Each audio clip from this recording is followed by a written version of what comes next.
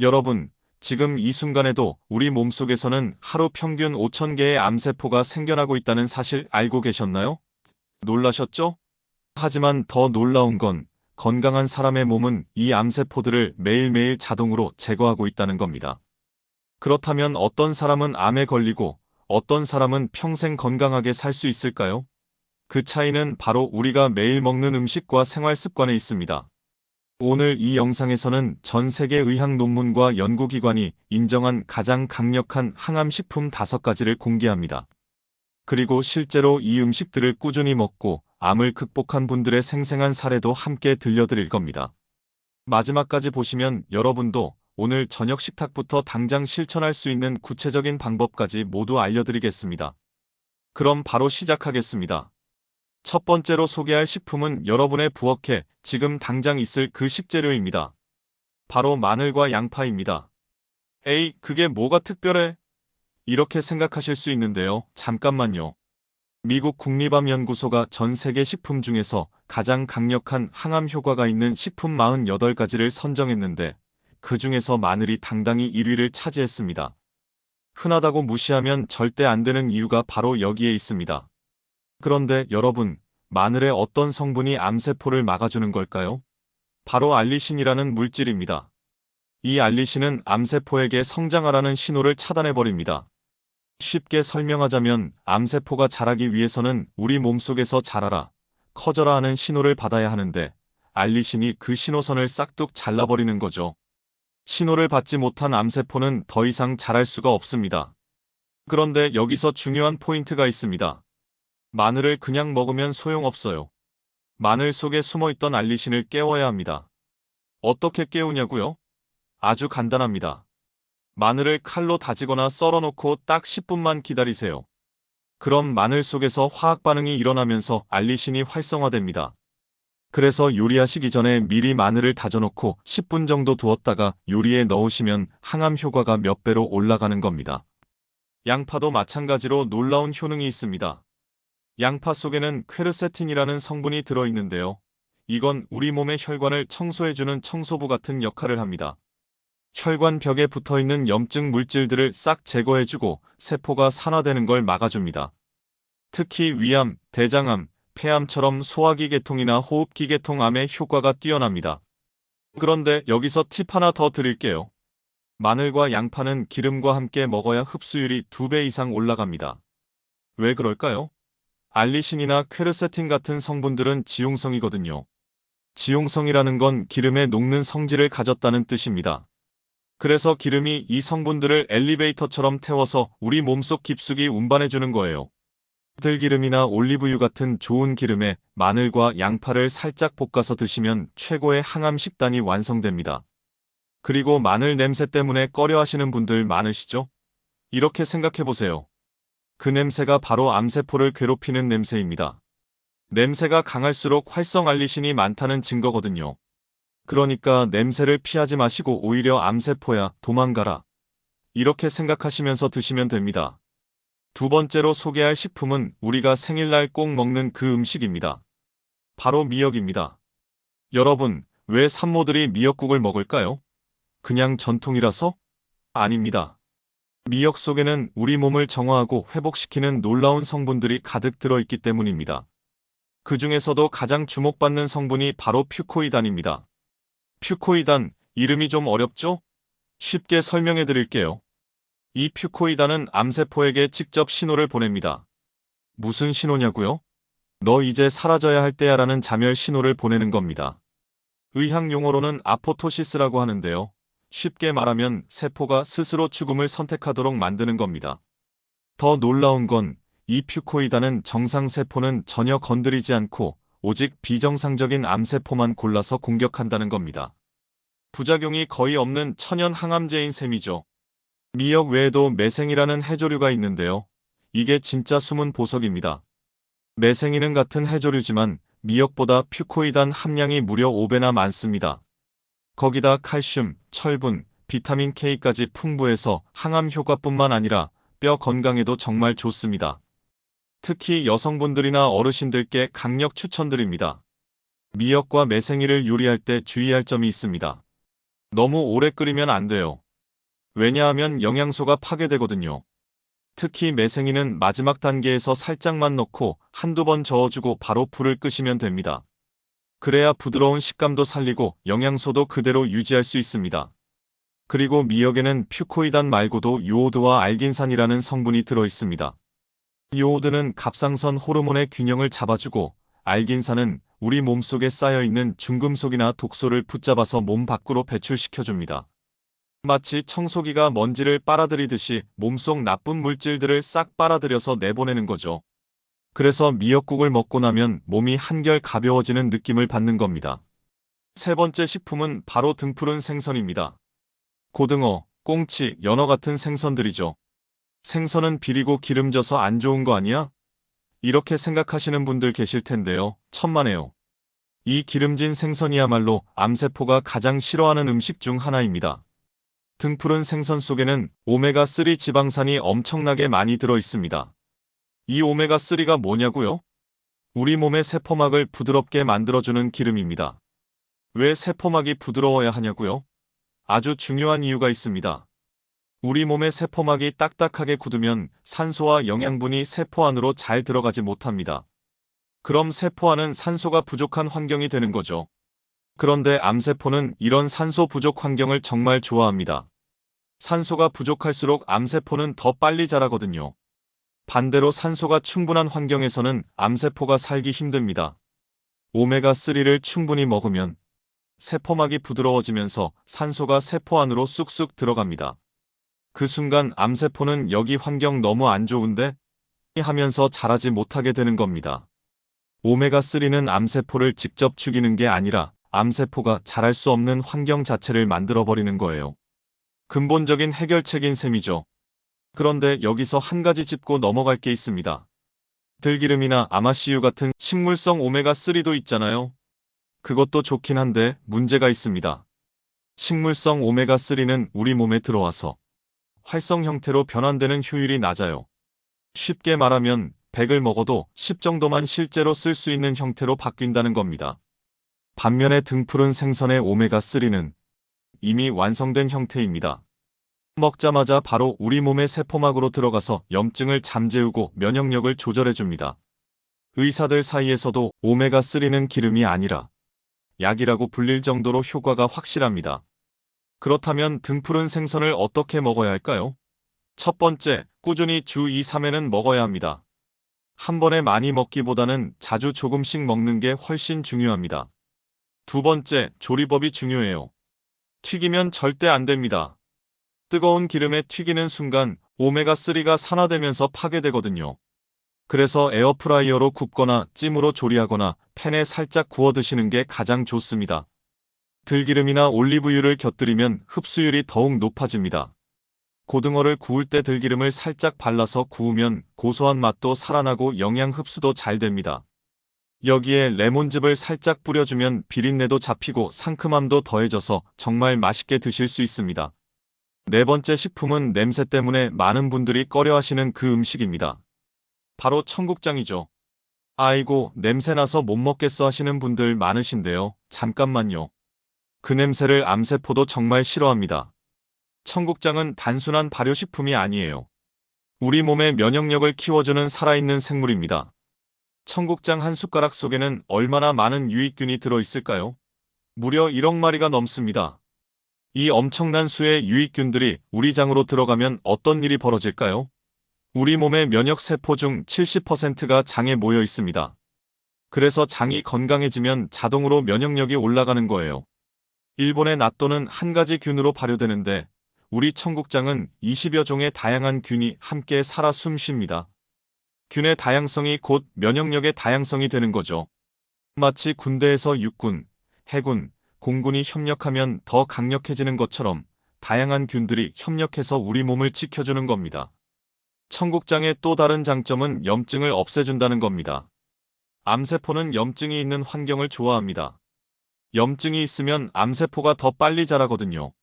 청국장을 먹으면 장이 깨끗해지면서 몸속 염증이 함께 사라집니다. 장이 깨끗해지면 혈관의 염증도 줄어들고 피부도 좋아지고 전체적으로 몸이 가벼워지는 걸 느끼실 겁니다. 그리고 청국장에는 비타민 K2가 아주 풍부합니다. 이 비타민 K2는 암세포의 성장을 막아주고 손상된 세포를 복구하는 데도 도움을 줍니다.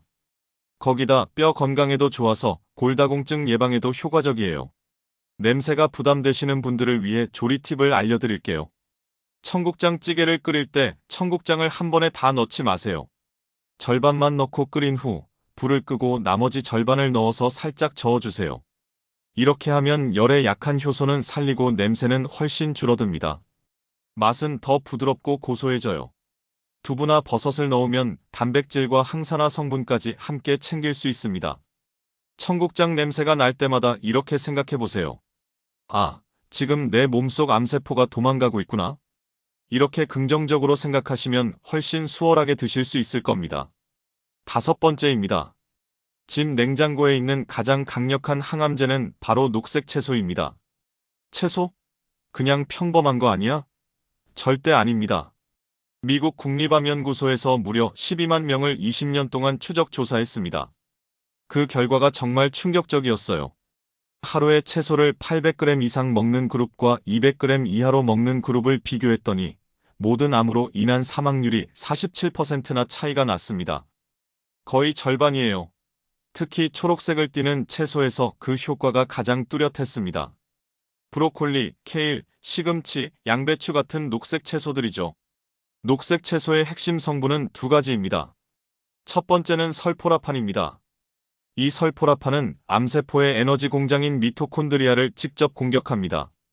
암세포가 에너지를 만들지 못하면 어떻게 될까요? 스스로 무너져 내립니다.